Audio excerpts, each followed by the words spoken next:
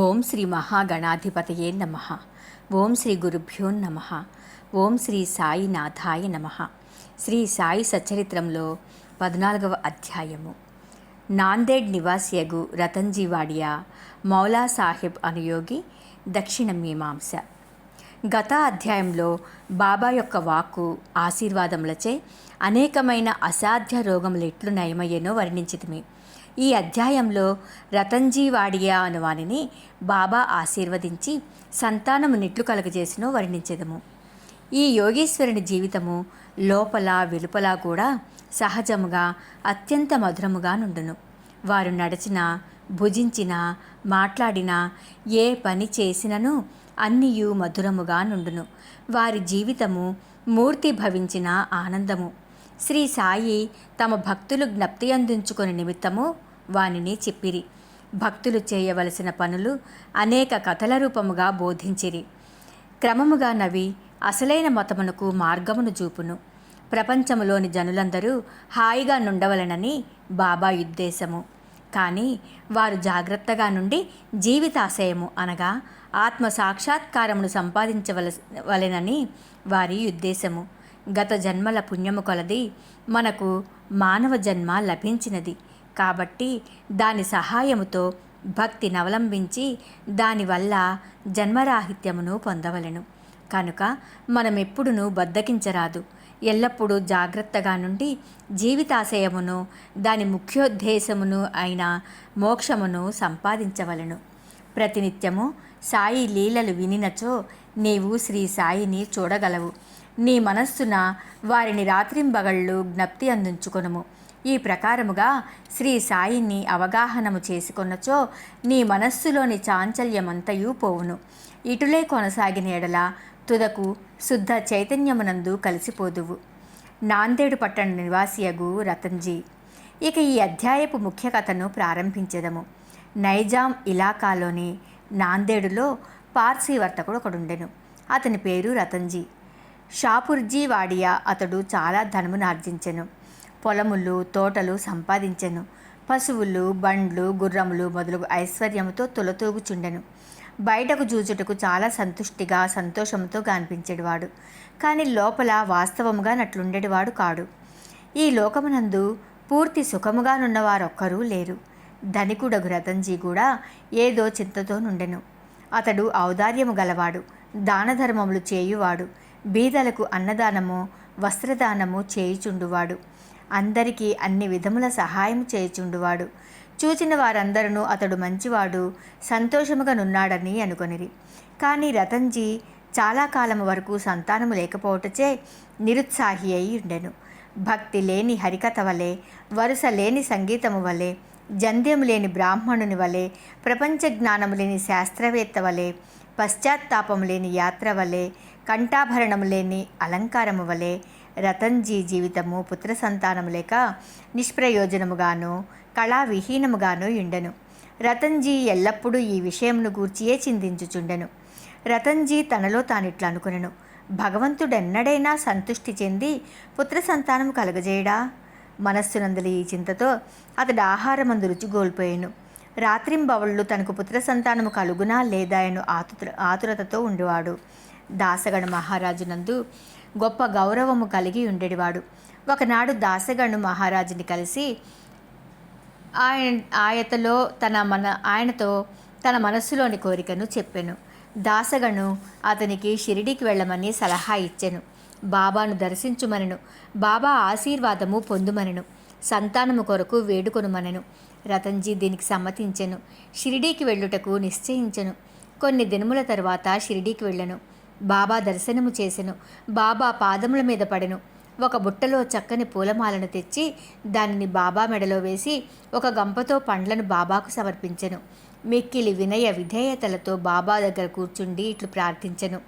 కష్టదశలో నున్నవారనేక మంది నీ దర్శనమునకు రాగా వారిని వెంటనే రక్షించి కాపాడదవు. ఈ సంగతి విని నీ పాదములను ఆశ్రయించితిని కనుక దయయుంచి నాకు ఆశాభంగము కలుగజేయకుము. బాబాకు 5 రూపాయల దక్షిణ ఇవ్వవలనని రతన్జీ తన మనసులో తలచెను. బాబా అతనిని 5 రూపాయలు దక్షిణ కోరి అతడు ఆ పైకమునిచ్చినంతలో తనకు 3 రూపాయల 14 పైసలు ఇంతకు పూర్వమే ముట్టి ఉండెనని, కానీ మిగిలిన రూపాయి మాత్రమే ఇమ్మనెను. ఇది విని రతన్జీ మిగుల ఆశ్చర్యపడెను. బాబా ఆడిన మాటలను రతన్జీ గ్రహించుకొనలేకపోయాను. కానీ బాబా పాదముల వద్ద కూర్చుండి మిగతా దక్షిణ ఇచ్చెను. తాను వచ్చిన పని ఎంతయూ బాబాకు విన్నవించి తనకు పుత్ర సంతానము కలగజేయమని వేడెను. బాబా మనస్సు కరిగెను. దిగులు పడకు, నీ కీడు రోజులు ముగిసినవి. అల్లా నీ మనస్సులోని కోరిక నెరవేర్చునని చెప్పెను. బాబా వద్ద సెలవు పుచ్చుకుని రతన్జీ నాందేడుకు వచ్చెను. దాసగణుకు షిరిడీలో జరిగిన వృత్తాంతమంతయు తెలిపెను. అంతయు సవ్యముగా జరిగిననియు, బాబా దర్శనము, వారి ఆశీర్వాదము ప్రసాదము లభించినవనియు, ఒక్కటి మాత్రమే తనకు బోధపడని సంగతి గలదని అనెను. తనకు అంతకు ముందే ₹3.14 ముట్టినవని బాబాయ్ ఆడిన మాటలకు అర్థమేమని దాసగణుని అడిగాను. ఇంతకు మునుపు నేనెప్పుడూ షిరిడీకి వెళ్ళి ఉండలేదే, నా వల్ల బాబాకు ₹3.14 ఎట్లా ముట్టెను? అది దాసగణుకు కూడా ఒక చిక్కు సమస్యగా తోచెను. దానిని గూర్చి కొంతసేపు ఆలోచించెను. కొంతకాలమైన పిమ్మట అతనికే దాని వివరమంతయు తట్టెను. మౌలా సాహెబ్ అనే మహాత్ముని రతన్జీ అంతకు మునుపు సత్కరించిన విషయము జ్ఞాపకము వచ్చెను. నాందేడులో మౌలా సాహెబ్ గురించి తెలియని వారు లేరు. వారు నెమ్మదైన యోగి. రతన్జీ షిరిడీకి పోవ నిశ్చయించగానే ఈ మౌలా సాహెబు రతన్జీ ఇంటికి వచ్చెను. ఆనాటి ఖర్చు సరిగా ₹3.14 అగుట చూచి అందరూ ఆశ్చర్యపడిరి. అందరికీ బాబా సర్వజ్ఞుడని స్పష్టపడినది. వారు షిరిడీలోనున్నప్పటికీ దూరంలోనేమి జరుగుచుండెనో వారికి తెలియచుండెను. లేనిచో మౌలా సాహెబ్కి ఇచ్చిన ₹3.14 సంగతి బాబాకెట్లు తెలియగలదు? వారిద్దరొక్కటే అని గ్రహించిరి. దాసగండు చెప్పిన సమాధానమునకు రతన్జీ సంతృష్టి చెందెను. అతనికి బాబా యందు స్థిరమైన నమ్మకము కలిగెను. భక్తి హెచ్చాయెను. కొద్ది కాలము పిమ్మట అతనికి పుత్ర సంతానము కలిగెను. ఆ దంపతుల ఆనందమునకు మితి లేకుండెను. కొన్నాళ్లకు వారికి 12 సంతానము కలిగిరి. కానీ 4 మాత్రము బ్రతికిరి. ఈ అధ్యాయము చివరన హరివినాయక సాఠే అనేవాడు తన మొదటి భార్య కాలము చేసిన పిమ్మట రెండవ వివాహం చేసుకొనినచో పుత్ర సంతానము కలుగునని బాబా ఆశీర్వదించిన కథ గలదు. అట్లే రెండవ భార్య వచ్చిన పిమ్మట వారికి 2 కుమార్తెలు కలిగిరి. అతడు నిరుత్సాహం చెందెను. కానీ బాబా మాటలెన్నటికీ అసత్యములు కానేరవు. 3వసారి అతనికి కొడుకు పుట్టెను. ఇట్లు బాబా వాక్యము నిజమైనది. అంతనతడు మిక్కిలి సంతృష్టి చెందెను. దక్షిణ మీమాంస. దక్షిణ గూర్చి క్లుప్తముగా చెప్పి ఈ అధ్యాయమును ముగించెదము. బాబా తమను జూచుటకు వెళ్ళిన వారి వద్ద నుండి దక్షిణ పుచ్చుకొనుట అందరికీ తెలిసిన సంగతే. బాబా ఫకీరైనచో వారికి దేనియందు అభిమానము లేకున్నచో వారు దక్షిణనెందుకు అడగవలను? వారు ధనమునేల కాంక్షించవలనని ఎవరైనా అడగవచ్చును. దీనికి పూర్తి సమాధానమిది. మొట్టమొదట బాబా ఏమీయూ పుచ్చుకొనిటివారు కారు. కాల్చిన అగ్గిపుల్లలను జాగ్రత్త పెట్టుకుని జేబులో వేసుకునేటివారు. భక్తులను కానీ తదితరులను కానీ బాబా ఏమీయూ అడిగేవారు కారు. ఎవరైనా ఒక కాన్ని కానీ 2 కానులు కానీ ఇచ్చినచో వానితో నూనె పొగాకు కొనిటివారు. బీడి కానీ చిలుము కానీ పీల్చేవారు. రిక్తహస్తములతో యోగులను చూడరాదని కొందరు 1 కానీ 2 కానీ పైసలను బాబా ముందర పెట్టేవారు. 1 కాణి ఇచ్చినచో బాబా జేబులో ఉంచుకునేవారు. అర్ధనా అయినచో తిరిగి ఇచ్చేవారు. బాబా కీర్తి అన్ని దిశలకు వ్యాపించిన తరువాత అనేక మంది బాబా దర్శనమునకై గుంపులుగా రాజొచ్చిరి. అప్పుడు బాబా వారిని దక్షిణ అడుగుచుండెను. దేవుని పూజ యందు బంగారు నాణెం లేనిదే ఏ పూజ లేనిదే ఆ పూజ పూర్తి కాదు అని వేదం చెప్పుచున్నది. దేవుని పూజ యందు నాణెం అవసరమైనచో యోగుల పూజలో మాత్రమే ఉండరాదు. శాస్త్రములలో కూడా ఏమని చెప్పబడినదో వినుడు. భగవంతుని, రాజును, యోగిని, గురుని దర్శించుటకు పోవునప్పుడు రిక్తహస్తములతో పోరాదు. నాణెము గాని డబ్బు గాని సమర్పించవలను. ఈ విషయము గూర్చి ఉపనిషత్తులు ఏమని ఘోషించుచున్నవో చూచెదము. బృహదారణ్యకోపనిషత్తులో ప్రజాపతి దేవతలకు, మానవులకు, రాక్షసులకు దాయను అక్షరమును బోధించెను. ఈ అక్షరము వల్ల దేవతలు దమమును అవలంబించవలనని గ్రహించిరి, అనగా ఆత్మను స్వాధీనమందించుకొనుట. మానవులు ఈ అక్షరమును దానముగా గ్రహించిరి. రాక్షసులు దీనిని దయాయని గ్రహించిరి. దీనిని బట్టి మానవులు దానము చేయవలన నియమం ఏర్పడెను. తైత్తిరీయోపనిషత్తు దానము మొదలగు సుగుణములను అభ్యసించవలనని చెప్పును. దానము గట్టి విశ్వాసముతోనూ ధారాళముగాను అణకువతోనూ భయముతోనూ కనికరముతోనూ చేయవలెను. భక్తులకు దానము గూర్చి బోధించుటకు, ధనమందు వారికి గల అభిమానమును పోగొట్టుటకు, వారి మనములను శుభ్రపరచుటకు బాబా దక్షిణే అడుగుచుండెను. కానీ ఇందులో నాకు విశేషమున్నది. బాబా తాము పుచ్చుకొని దానికి 100 రెట్లు తిరిగి ఇవ్వవలసి వచ్చుచుండును. ఇట్లా అనేక మందికి జరిగెను. దీనికొక ఉదాహరణము. గణపతిరావు బోడస్ అను ప్రముఖ నటుడు తన మరాఠీ జీవిత చరిత్రలో గడియ గడియకు బాబా దక్షిణ అడుగుతుండుట చేత ధనం ఉంచుకొని సంచి తీసి బాబా ముందు కుమ్మరించితననియు, దీని ఫలితముగా ఆనాటి నుండి తన జీవితంలో ధనమునకు ఎట్టి లోటు లేకుండెననియు వ్రాసెను. ఎల్లప్పుడూ కావలసినంత ధనము గణపతిరావు బోడస్కు దొరుకుచుండెను. బాబా దక్షిణే అడిగినప్పుడు ధనమే ఇవ్వనక్కర్లేదను అర్థము కూడా పెక్కు సంఘటనల వలన తెలియవచ్చుచున్నది. దీనికి 2 ఉదాహరణములు. బాబా 15 రూపాయలు దక్షిణ ఇమ్మని ప్రొఫెసర్ జీజీ నార్కేన్ అడుగగా అతడు తన వద్ద దమ్మిడి అయినా లేదనెను. దానికి బాబా ఇట్లనెను, నీ వద్ద ధనము లేదని నాకు తెలియను, కానీ నీవు యోగ వాసిష్టం చదువుచున్నావు కదా, దాని నుంచి నాకు దక్షిణ ఇమ్ము. దక్షిణ అనగానిచ్చట గ్రంథము నుంచి నేర్చుకున్న విషయములను జాగ్రత్తగా హృదయంలో దాచుకొనుమని అర్థము.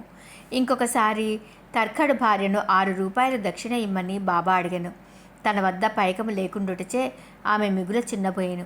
అప్పుడు అక్కడనే ఉన్న ఆమె భర్త బాబా వాక్కులకు అర్థము చెప్పెను. తన 6 శత్రువులను, కామ క్రోధ లోబాదులను తమకు పూర్తిగా సమర్పించవలనని బాబా భావమని అతడు తన భార్యకు వివరించెను. దానికి బాబా పూర్తిగా సమ్మతించెను. బాబా దక్షిణ రూపముగా కావలసినంత ధనము వసూలు చేసినప్పటికీ దానినంతయు వారు ఆనాడే పంచిపెట్టుచుండిరి. ఆ మరుసటి ఉదయమునకు బాబా మామూలుగా పేద ఫకీరగుచుండెను.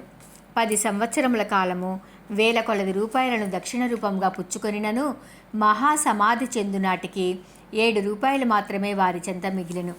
1000 ఏళ్ళ బాబా దక్షిణ పుచ్చుకొనుట భక్తులకు దానమును త్యాగమును నేర్పుట కొరకే. దక్షిణ గూర్చి ఇంకొకరి వర్ణన. బీవీ దేవ్ ఠాణా నివాసి, ఉద్యోగ విరమణ చెందిన మామలతదారు, బాబా భక్తుడు. దక్షిణ గూర్చి ఆయన శ్రీ సాయిలీలా మాసిక్ పత్రికలో ఇట్లు వ్రాసి ఉన్నారు. బాబా అందరినీ దక్షిణ అడుగువారు కారు. అడగకుండా ఇచ్చినచో ఒక్కొక్కప్పుడు పుచ్చుకొనివారు, ఇంకొకప్పుడు నిరాకరించువారు. బాబా కొంతమంది భక్తుల వద్ద దక్షిణే అడుగుచుండెను. బాబా అడిగినచో ఇచ్చేదమని కొన్ని వారి వద్ద బాబా దక్షిణ పుచ్చుకొనివారు కారు. తమ ఇష్టమునకు వ్యతిరేకముగా ఎవరైనా దక్షిణ ఇచ్చినచో బాబా దానిని ముట్టేవారు కారు. ఎవరైనా దక్షిణ తమ ముందుంచినచో దానిని తిరిగి తీసుకుని పొమ్మనుచుండిరి. బాబా అడిగడు దక్షిణ పెద్ద మొత్తములు కానీ చిన్న మొత్తములు కానీ భక్తుల కోరికలు, భావము, వసతి బట్టి ఉండును. స్త్రీలు, పిల్లల వద్ద కూడా బాబా దక్షిణ అడుగుచుండెను. వారు అందరూ ధనికులను కానీ అందరూ బీదలను కానీ దక్షిణ అడగలేదు.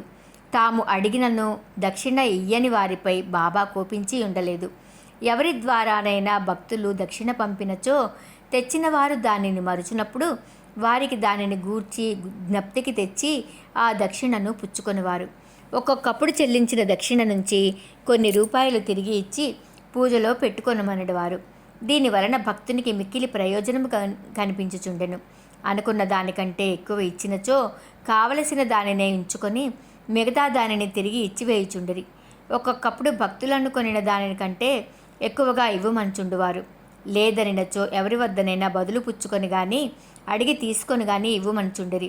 కొందరి వద్ద నుంచి ఒకే రోజు 3-4 సార్లు దక్షిణ కోరుచుండిరి. దక్షిణ రూపముగా వసూలైన పైకము నుంచి బాబా కొంచెం మాత్రమే చిలుమునకు ధుని కొరకు ఖర్చు పెట్టుచుండిరి. మిగతా దానినంతయు బీదలకు దానం చేయుచుండేవారు.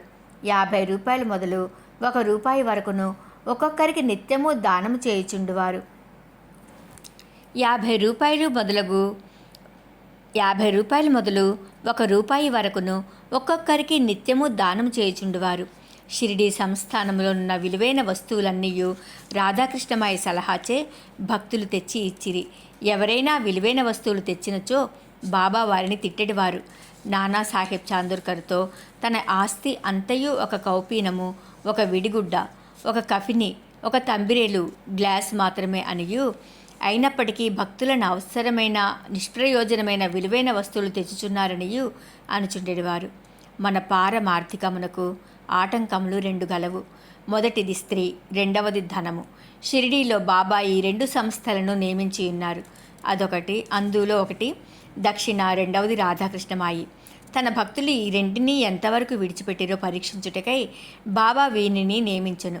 భక్తులు రాగానే దక్షిణ అడిగి పుచ్చుకొని బడికి అంటే రాధాకృష్ణమాయ గృహమునకు పంపుచుండిరి. ఈ 2 పరీక్షలకు తట్టుకొనచ్చో అనగా కనకమందు కాంతయందు అభిమానము పోయినదని నిరూపించినప్పుడే బాబా దయ వలన, ఆశీర్వాదము వలన వారి పారమార్థిక ప్రగతి శీఘ్రమగుట దృఢపడుచుండెను. భగవద్గీతలోనూ ఉపనిషత్తులలోనూ పవిత్రమైన స్థలమందు పవిత్రునికిచ్చిన దానము ఆ దాత యొక్క యోగక్షేమములకు అధికముగా తోడ్పడునని ఉన్నది. షిరిడీ కన్నా పవిత్ర స్థలమేది? అందున్న దైవము సాయిబాబా కన్నా మిన్న ఎవరు? 14వ అధ్యాయము సంపూర్ణం. సర్వం శ్రీ సద్గురు సాయినాథుని దివ్య చరణార విందార్పణమస్తు. ఓం శ్రీ సాయినాథాయ నమః. శుభం భవతు.